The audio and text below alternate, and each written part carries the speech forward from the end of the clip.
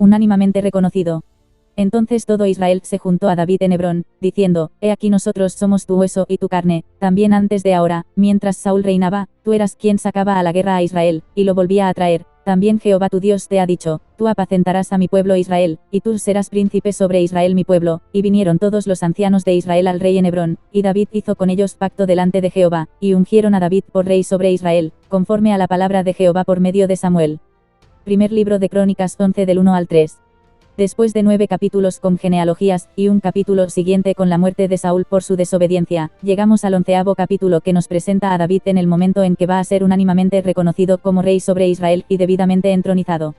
Este acontecimiento no se dio inmediatamente después de la muerte de Saúl y de 3 de sus hijos, sino que aún debieron pasar más de 2 años hasta que Is-Boset, el único hijo de Saúl que quedó con vida, muriera asesinado por manos de Recab y Baana. Fue entonces donde todo Israel se unificó en pos del ungido rey David, para iniciar la nueva y mejor etapa que se habría vivido desde que hubiera rey en Israel. El nombre de Is-Boset brilla por su ausencia en el relato del cronista, que pasa directamente de Saúl a David sin mencionar sus 2 años de reinado durante la transición entre las dinastías reales, de Benjamín a la de Judá. Is-Boset, como indica su nombre, que traducido viene a decir, hombre de vergüenza, supuso para el cronista, quien por inspiración de Dios escribía, un despropósito de intento de frustrar el plan de Dios y su propósito para con David, el que mandó ungir para que de su real descendencia surgiera el Cristo prometido, el Hijo de Dios, en rescate a los hombres. Pero, cuando éste murió, murieron también sus asesinos, Recab y Baana, en castigo por haber traído su cabeza a David, quien no toleró la bajeza de haberle dado muerte a traición, cuando él no se podía defender. Todo lo referente a este sombrío asunto no lo registra el cronista, pero sí se podrá leer en el segundo libro de Samuel.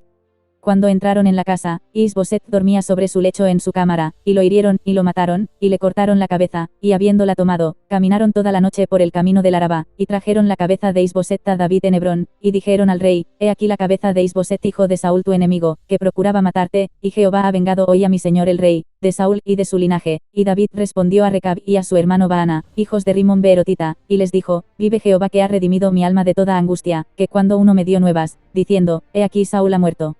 Imaginándose que traía buenas nuevas, yo lo prendí, y le maté en Siclag en pago de la nueva. Cuanto más a los malos hombres que mataron a un hombre justo en su casa, y sobre su cama. Ahora, pues, no he de demandar yo su sangre de vuestras manos, y quitaros de la tierra. Entonces David ordenó a sus servidores, y ellos los mataron, y les cortaron las manos y los pies, y los colgaron sobre el estanque en Hebrón. Luego tomaron la cabeza de Is-Boset, y la enterraron en el sepulcro de Abner en Hebrón. Segundo libro de Samuel 4 del 7 al 12. Puestos en el contexto de la situación, ahora estaban reconociendo unánimemente a David como rey por sobre toda Israel, confesando que habían rendido pleitesía al rey Saúl mientras reconocían en David al verdadero ungido de Dios. Pero mientras Saúl vivía, ellos se prestaban a sus órdenes y servicio, los cuales en sus últimos años se habían centrado casi exclusivamente en hacer desaparecer a David y a todo aquel que le simpatizara. He aquí la paradoja de estos, que servían a quien buscaba destruir al que ellos reconocían por su buen hacer y lealtad a Dios y a su pueblo. No quiso, pues, el cronista, traer a la memoria a aquellos que causaban división, sino que se centrará en su unificación en favor de su rey. Pasado el tiempo, llegó el día en que se diera el cumplimiento de la llegada del Mesías, el hijo de David, y varón de dolores, tal como profetizara Isaías y el mismo David en los Salmos.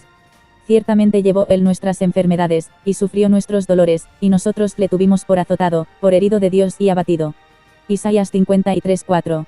Este fue nacido de virgen, Dios hijo hecho hombre, y habitando entre nosotros, para vivir como hombre, pero sin pecado, y en su impecabilidad, hizo justicia clavando consigo en el madero la sentencia que nos condenaba a muerte, confirmándola con un claro consumado es, y entregando su espíritu para morir. Y ese fue el instante en que se diera el acceso a la reconciliación de Dios con el hombre, por cuanto el hombre está inevitablemente separado de Dios desde el pecado de Adán, así que ahora en Cristo es posible la unificación en su muerte y, en su resurrección al tercer día, se abre el acceso a la vida eterna en él, como siempre tuvo que ser, antes de que Adán cayera en la transgresión, nacida la Iglesia tras su ascensión a la diestra del Padre, vivimos, los que creemos en él, reconociéndolo como Señor y Salvador nuestro, en medio de un mundo gobernado aún por el que usa el trono que no le pertenece, el cual perecerá para siempre cuando el Señor Jesucristo vuelva.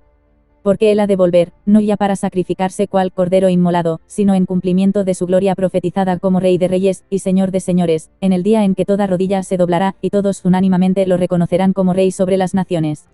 Mientras tanto, el Señor ha dado a su Iglesia el legado de la expansión del Evangelio de salvación al hombre en Cristo Jesús, para que todos puedan llegar al arrepentimiento, y disfrutar así del mismo regalo de salvación, y vida eterna en él.